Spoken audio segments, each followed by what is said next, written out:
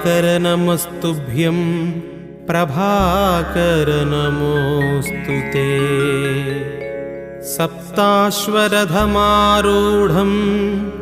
प्रचण्डं कश्यपात्मजं श्वेतपद्मधरं देवं तं सूर्यं प्रणमाम्यहम्।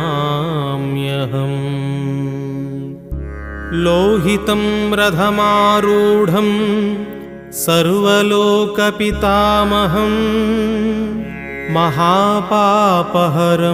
देवं तं सूर्यं प्रणमाम्यहम्। त्रैगुण्यं च महासूरं ब्रह्मविष्णुमहेश्वरं महापापहरं देवं